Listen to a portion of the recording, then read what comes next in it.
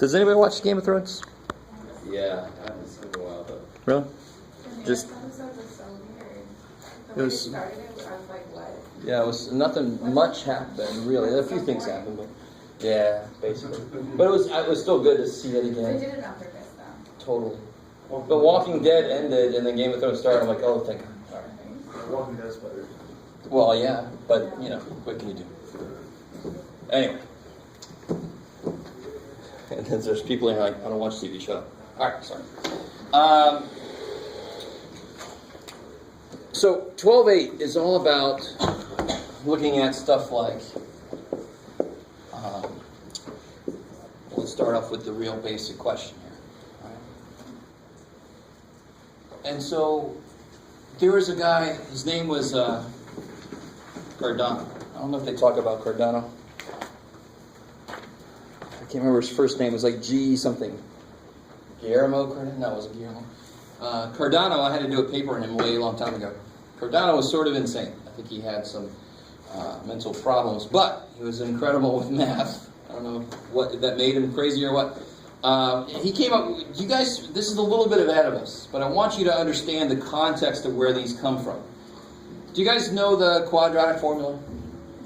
Negative b plus or minus. If I say that, everybody know where I'm going with that? Yeah. All right.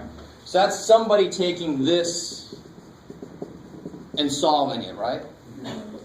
That's what they did. Right? That sounds like, holy shit, we're actually going to do that ourselves later. We're going to prove the quadratic formula. Right? So what Cardano did was a little bit more interesting. He actually proved a formula for that one. Look at that. Holy shit. Now he took a problem. He figured out the formula for this, and it's really disgusting. Right? I thought about showing it to you, and I figured maybe not. I'll tell you. You can go Google it if you want. But it's kind of gross. It involves radicals inside of radicals. It's really neat. Right? But what happened is he would get something like this. But when he worked it out, the answer came out to be like 7 or something. So in the middle of the problem, he had something that nobody had any idea what it really meant. But there were methods to solve this that involved, squaring some stuff, putting some stuff together. So eventually it came out to be just a nice, normal, real number. Are you guys semi with me now? I haven't shown you anything about how he did it. I'm just talking about the idea of what he did, right? So in the process of coming up with an equation, just like they came up with he didn't do this one, but there's an equation for this one we all know, negative b over plus or minus square root, blah, blah, blah. He wanted to do this, and he did it. He figured it out. But for a problem that had real answers, in the middle of it was this shit. And people kind of went, oh, you did that wrong. And he's like, no, I came up with the right answer. I don't know what to tell you then. It's crap. Nobody knew. They didn't trust it. They're like, this can't mean anything. What could that be? So now, this idea is used in electromagnetic stuff. Like electromagnetic waves. Like light is an electromagnetic wave. You kind of with me? Have you guys ever heard this stuff? Electricity and magnetism have a lot to do with each other. So in physics, if you do an equation, one part deals with the electrical stuff, and the other part deals with the magnetic stuff. And the magnetic stuff is the one that's related to this. They kind of keep the two parts together, two parts separate. So there are purposes for these things. They're not. The name imaginary is because when it first came out, people thought that's crap. What could that mean? That's bullshit. We'll call it imaginary because I don't trust it. So it's too bad the name stuck. Because when students hear that, you're like, I knew this shit was made up. All this shit. Every day you probably make this shit up, man. So I understand. And it only feeds into that feeling, I think. So it's a bad name. So in light of the fact that they named it imaginary, we actually give this guy the symbol I. That is a definition. Do I know what the square root of -1 is? Do you know what it is? No, you don't. So I can call it I. Because what do we do in algebra when we don't know what something is? We normally call it x. So we're going to call this one I. So it's not the same as x. It can't be anything it wants to be. I is this. Right? Which sounds like I have horrible grammar. I know. I do be this and the other thing. All right. So now, coming off of this idea, here's I. This is what I is. Now stay with me. Try to. You like it. Or I lost me. This is just a definition. Right? So we know it has a place. It has a place in this equation, which really doesn't mean much to us, I understand, but still. We know the negative b over 2a1, there's one like it for this, and it comes out with this shit. So it's there. It exists. I have to look at it. What would I squared be? Yes. Holy shit. If I square I squared, it comes out to be negative. So real numbers don't have that. If I square any real number, it's got to come out positive. But if I square an imaginary number, it could come out negative. All right, how are we doing so far? And that, of course, is just a consequence of the way that we defined it. We defined it to be the square root of a negative number. So, of course, when it's squared, it's going to come out negative. All right, maybe. So anytime anybody's ever told you when you square a number, it comes out positive, they meant to say real number. Of course, they didn't want to say that because then you go, what do you mean real number? It's a number. Right? So now we're going to learn the whole picture. All right, let's see if I can take it two more steps here. Let me see if I can get you 2 more steps. What the hell is I cubed? Anybody have an idea about how to create I cubed? Beautiful. I cubed is I times I squared. Why is that good? Because I know what that is. I'm going to build off of something I know. What is I squared? Kick ass. So I cubed is negative I. Holy shit. I like that. And some of you guys are like, can we get back to like 7? What the hell? What about I, incredibly enough, 4? I could be smart about it and do I squared times I squared. 1. Crazy. Sorry, that was louder than I think. And here, now you know I said 2 more steps, it's too bad I lied. I to the 5th then would be I4 times I. What's I4th? 1. 1 times I is I. I to the 5th is I again. And then it keeps going, it keeps going. It's like, here's why, watch this, you ready? I to the 8th would be 1. Any 4th 1 is going to become 1 again. Freaky. Alright? Let me see if you can go this next step here. This is not crucial, but let me just show it to you because there are some homework problems about this. So what would I to the 11th power be? Every 4th one repeats, right? There's a couple different ways to do this, but to me the most basic way is to use the fact that every 4th one starts over again. So what's I11? It's I4 times I3, right? 1 times 1, and what's I cubed? Negative I. Now watch this. 4 goes into 11 with 3 left over. The remainder tells you where you are in the list. Right? So if I had I, so this is going to be negative I. So if I had I to the 82nd power, 4 goes into 82, who cares, with what left over? 2. 2 left over. So this is the same thing as I squared. And it's just because it keeps cycling through all of them. So if you don't quite get that, it's the first time some of you guys might be seeing this, or you learned complex numbers before, but I don't know if they ever showed you this, what the I's do with each other, right? Some of you guys are like, next topic, please. The hell? All right, so this would be, what's I squared? Negative 1, freaky shit. All right, so let's rein this back in a bit. So that's a little bit weird. You got to let that sink in a little bit. The most important thing up here is this, really. All right, the rest of it is nice if you understand it. But that's actually the most important thing up there. Because it's the first thing we've ever seen that when we square it, it comes out negative. All right, so let's build up to why that's important.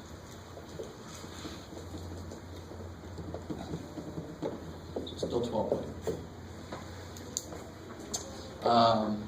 So we have the idea of an imaginary number. And again, it's just an unfortunate name that people gave it before they really knew what it was for. Okay, they had the same problem actually when they first invented negative numbers. They're like, negative numbers? What the? Get away from me. Right? So when they had square roots of negative numbers, I'm like, holy shit, who are you? Get your weirdness away from me. Right? And that was the basic reaction. That's exactly what they said. That's what so an imaginary number, I have some kind of I. It could be 4i, 7i, negative 2i, whatever. That's an imaginary number. Right? And of course, a real number would be stuff like 7, pi, square root of 2. Those are all real numbers. It's nice. So we have a more general type of number. We have what's called a complex number. And believe that's as far as it goes. Okay, some of you guys are like, make it stop. It stops here for us. A complex number has a real part and an imaginary part. All right, so A and B are some kind of real numbers. So examples would be 2 minus 7i. What's A? 2. What's B? Crazy, right? So in the homework, if they say, tell me the real part, you would say 2. If it says, tell me the imaginary part, you would say negative 7i. No big deal, right? Numbers we've seen before. There, 7. That's complex. Believe it or not, we just never called it that. What's A? 7. What's B gotta be? 0, because it ain't there. It's like having a y-intercept of 0. There's just nothing there, so you know it's 0. All right, how are we doing so far? Okay. And so forth. And whatever combination you can think of. So here's, I personally love all this shit, but here's the first good news for those of you who don't particularly enjoy imaginary numbers. They're really stupid simple to add and subtract. Because then I is just like x. You like terms. So as long as you can do like terms, you're golden. So for example, if I want to add this complex number to that complex number, what's your gut tell you it's going to be?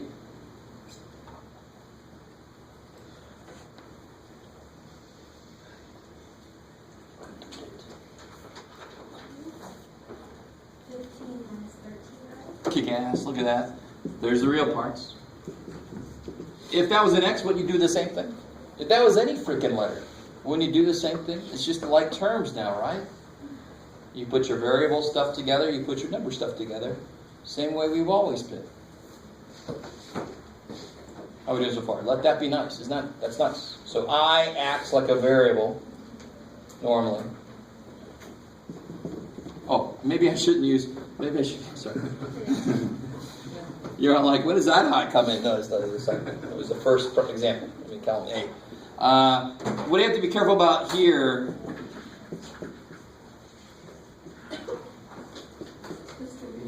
Yes, good. You got to distribute the negative. So you have 3i plus 5 minus 6.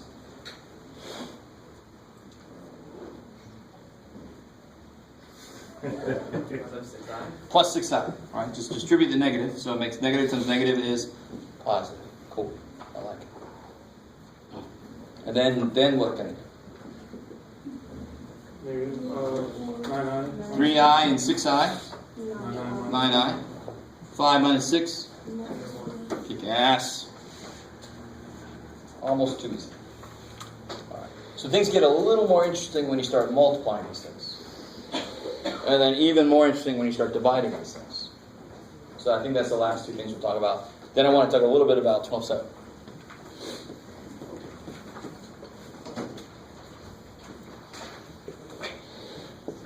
So if I multiply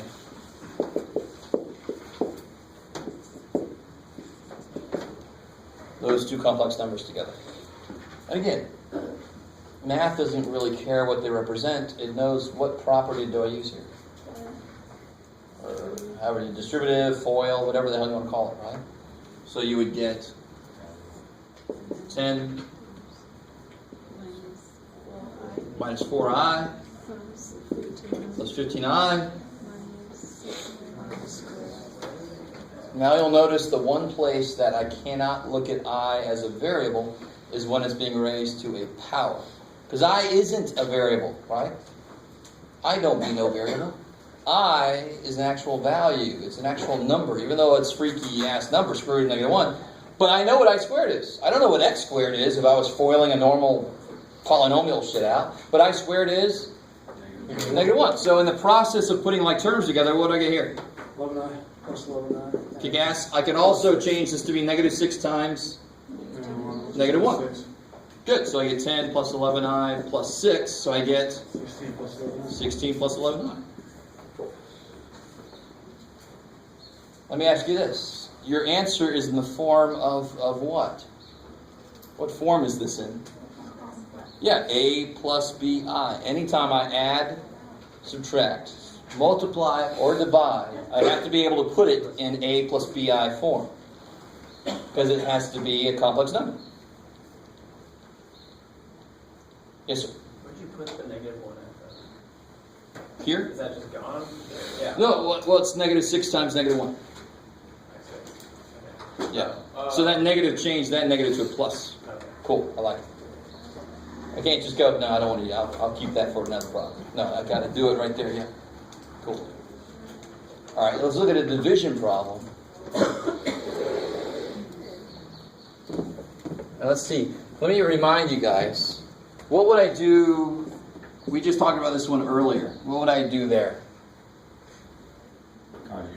Beautiful. Multiply by the conjugate, which would be what? Right, 3 minus. And then I multiply that, FOIL that out, crap, right? Right? And you're all like, what are you talking about that? We're talking about imaginary numbers. So what is I? What's I defined to be? Square root of negative 1. Shit, so wherever the hell it is a radical, right? So it's going to act just like rad 3 does in these kind of situations. So if I had 2 over 5 minus I, it's like 2 over 5 minus radical something, right? Radical negative 1. But so what would you do? You would do the same thing. You would multiply, and what's the conjugate? That's crazy. 5 plus I. All right, 1, 2, 18. So on the top I get, and what do I get in the bottom? I get 25. And you guys see this will be minus 5i plus 5i. Of course they cancel. We made it happen, right? And then here I get, and what's I squared? So is it okay if I do this? Do you guys see this? You guys see where that came from? Like, yeah, you wrote it, man. I squared is negative 1, and minus negative 1 is plus 1. Is that cool? No. So this is 25 minus I squared. 25 minus I squared is negative 1. Minus a negative is plus. They're all happy because they're not math. So then, over 26. And does anybody, this is where you got to be really, really careful. You can actually reduce this if you do it correctly. If you divide one piece by 2, you got to divide everything by 2, right? Everything. So this can all be divided by 2. So I get 5 plus I over 13. Because everything's being divided by 26, so if you take anything out, it's got to come out of everything. But if you leave it as that, do you still drop upwards or not? It's sort of like telling me the answer is 6/8. You with me? Yeah, I'm not sure. Oh, typical. Same thing. Alright, so a couple little words about 12.7, and then I'll let you out like I promised. 12.7 talks about, one reason I don't mind making an extra credit is it talks about like 30, 60, 90 triangles, 45, 45, 90 triangles, and this isn't really we don't have a geometric focus in this class. So it's a nice section to do if I have time, but it's also nice to have it so I can throw it out because we don't really have time. Right? So you can do that for extra credit. It also talks about It reminds you about Pythagorean Theorem at the very beginning. And that, of course, is important on its own. Have you guys ever seen... Well, first off, what does the Pythagorean Theorem say? A squared, B squared. I've noted since before I was born, and I've always hated it. Holy shit. So it was. Well, we hear what? Well, I hear a squared plus b squared. You hear the baby. Ultrasound, you're like, a squared. No. I don't know where you got the cardboard you're holding up, but yeah, it's a squared. Now watch this. It's kind of cool. This is a. If I do another side a, I get a square, right? That's got area a squared. Is that cool? I just built a square off the side of that triangle. If I build another square off this side, it's going to have what area? C squared. If I build another square off of this side, it's going to have B squared. This area plus that area equals that area always. You can actually Google. They have a really cool video. Go to YouTube and Google Pythagorean Theorem waterproof or something. They have this cool thing where if you rotate it, it has water fill this thing up, and if you rotate it back, it fills this up perfectly. So you can see that the square equals the other squares, the area. Does that kind of make sense? It's a neat little visual. I love this because it reminds you there are squares in the equation. If you have little squares coming off, like your poor triangle has growths. Doc, I think something's wrong with me. But so it's got a little growth over here. It's horrible, sorry. So the squares add to make the other square. That's kind of nice. All right, so 12-7, completely extra credit. If you don't want to do it, don't do it. All right. See you Thursday.